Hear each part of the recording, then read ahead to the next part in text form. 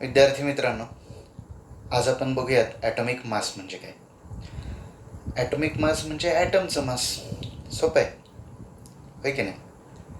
पण ॲटमचं मास आपण मोजू शकतो का?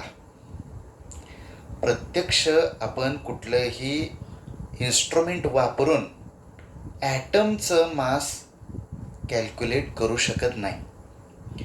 त्यामुळं ॲटमचं मास निश्चित करण्यासाठी काही रिलेटिव्ह गोष्टी म्हणजे एखाद्या गोष्टीचा दुसऱ्या गोष्टीशी संबंध लावून ठरवलेल्या गोष्टी.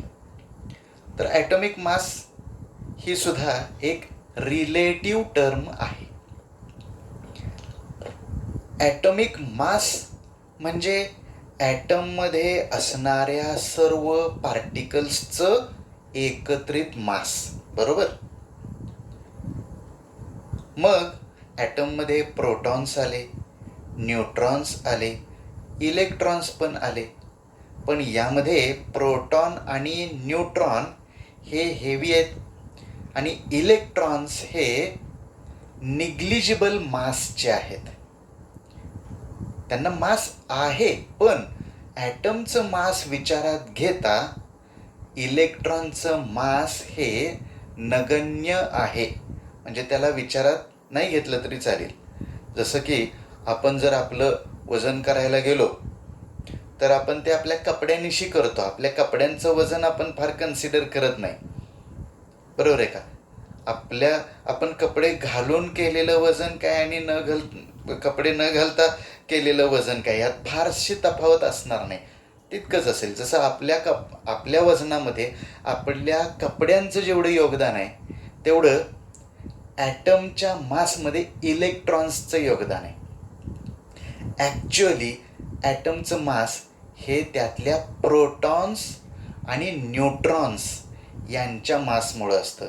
आणि अजून एक त्यात चांगली गोष्ट अशी आहे की प्रोटॉनचं आणि न्यूट्रॉनचं माससुद्धा ऑलमोस्ट सेम आहे.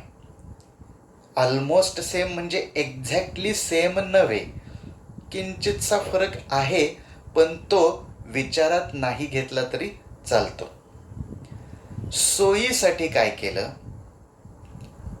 बघा, सोयीसाठी हायड्रोजनला प्रमाण मानलं होतं.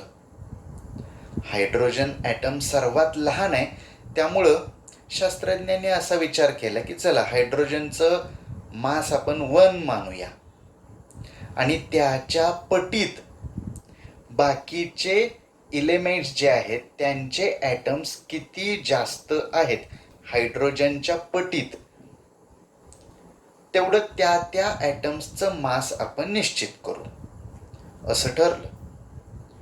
म्हणजे एखाद्या इलेमेंटचा ॲटम हा हायड्रोजनच्या ॲटमच्या किती पट आहे त्यानुसार त्या इलेमेंटचं ॲटॉमिक मास ठरवलं गेलं. बघा, लक्षात येत आहे का? इथं या ठिकाणी काही ॲटॉमिक मासेस मी लिहिलेले आहेत. ऑक्सिजनचं ॲटॉमिक मास आहे 16. याचा अर्थ काय? तर याचा अर्थ हायड्रोजनच्या 16 पट ऑक्सिजनचा एक ॲटम आहे.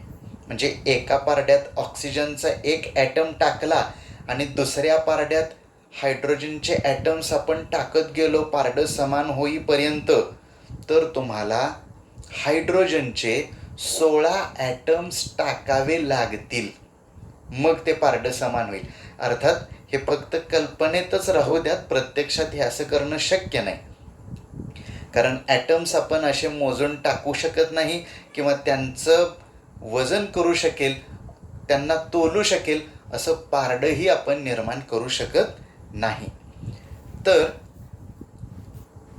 हे मॅथमॅटिकल कॅल्क्युलेशन्स करून काढलेले आकडे असतात, हे लक्षात घ्या. सोडियम हा हायड्रोजनच्या 23 पट जड आहे, म्हणून सोडियमचं ॲटॉमिक मास 23 आहे. मग आता हे जे आकडे आहेत या आकड्यांना काहीतरी युनिट दिलं पाहिजे, कारण हे मास आहे ना. तर याला ॲटॉमिक मास युनिट असं म्हटलं जात होतं. नंतर डाल्टन या शास्त्रज्ञाच्या सन्मानार्थ त्याला डाल्टन असंही म्हटलं जाऊ लागलं. म्हणजे एका सोडियम ॲटमचं मास 23 Dalton, 23 atomic mass unit, AMU असं म्हणलं तरी चालेल. हे चिन्ह त्याच्यासाठी वापरलं जातं, ॲटॉमिक मास युनिटसाठी. ओके, आता आणखीन एक गंमत लक्षात घ्या. आपण प्रमाण कोणाला मानलं? हायड्रोजनला. हायड्रोजनचा जो ॲटम आहे त्या ॲटमचं नेमकं स्वरूप तुम्हाला माहिती आहे. हायड्रोजनचा जो ॲटम आहे त्याच्या न्यूक्लियसमध्ये एक प्रोटॉन आहे, न्यूट्रॉन नाही. आणि कडेनं फक्त एक इलेक्ट्रॉन फिरत असतो की ज्याचं वजन आपण विचारात घेत नाही. म्हणजे हायड्रोजनचा जर ॲटम विचारात घेतला तर हायड्रोजनच्या ॲटमचं मास म्हणजे नेमकं कोणाचं मास झालं? ह्या आतल्या प्रोटॉनचं मास. बाकी तर तिथं काही वजनदार नाहीच. त्यामुळं हायड्रोजनचं मास जे आपण 1 AMU ॲटॉमिक मास युनिट असं मानलं होतं, त्यावरून आपण असं म्हणू शकतो की एका प्रोटॉनचं मास सुद्धा 1 AMU आहे, 1 डाल्टन आहे. आणि प्रोटॉनच्या मास इतकंच न्यूट्रॉनचंही असतं. म्हणजे न्यूट्रॉनचं मास सुद्धा आपण 1 ॲटॉमिक मास युनिट असं समजू शकतो. आलं का लक्षात? आता ॲटॉमिक मास आणि ॲटॉमिक मास नंबर यात काय फरक आहे? ॲटॉमिक मास नंबर म्हणजे पूर्णांक संख्या आहे, फ्रॅक्शन नाही. तर ॲटॉमिक मास हे फ्रॅक्शनमध्ये असू शकतं. ते जास्तीत जास्त करून पूर्णांकामध्ये लिहिलं जात असलं तरी सुद्धा अगदी अचूक जर विचार केला तर प्रोटॉन आणि न्यूट्रॉन ह्यांच्या मासमध्ये थोडासा फरक आहे.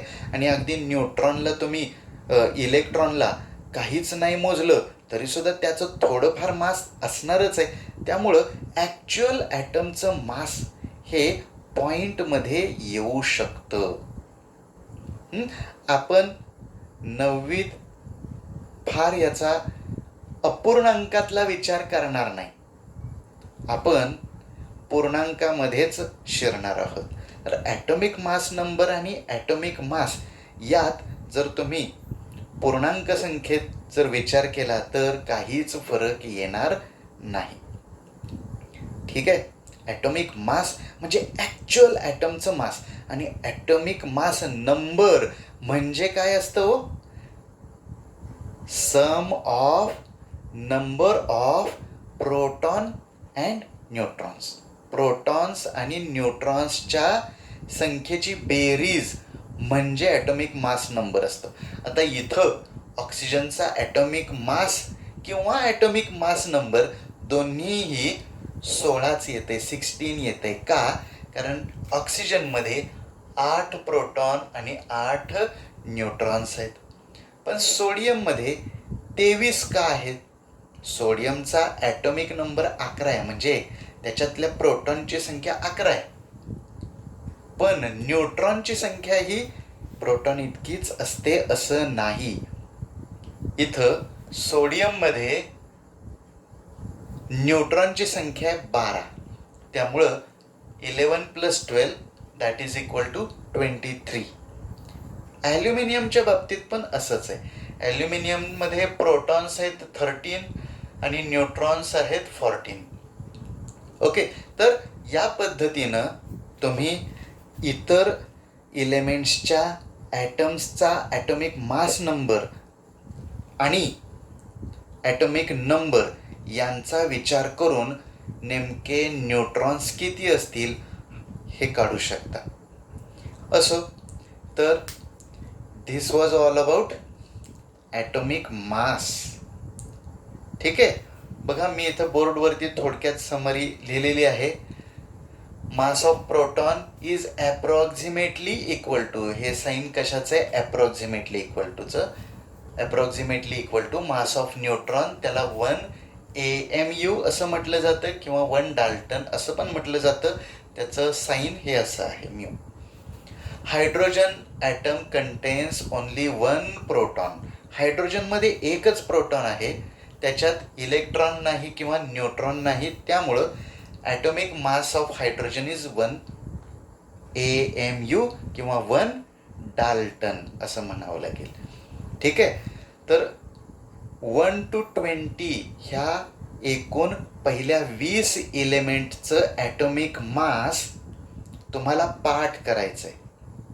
तुमच्या टेक्स्टबुकमध्ये एक चार्ट दिलेला आहे, त्या चार्टमध्ये ह्या एलिमेंट्सचे मासेस आहेत, त्यात काही गॅप्स आहेत, तुम्हाला त्याच्या व्हॅल्यूज फाइंड आउट करायला सांगितलेल्या होत्या. ऑलरेडी त्या एलिमेंट्सचे मासेस मी तर बोर्डवर लिहिलेले आहेत. तर तुम्ही या व्हिडिओच्या आधारे तुमच्या टेक्स्टबुकमधला चार्ट तुमच्या वहीत व्यवस्थित लिहून घ्या आणि तो पाठ करा. ठीक आहे.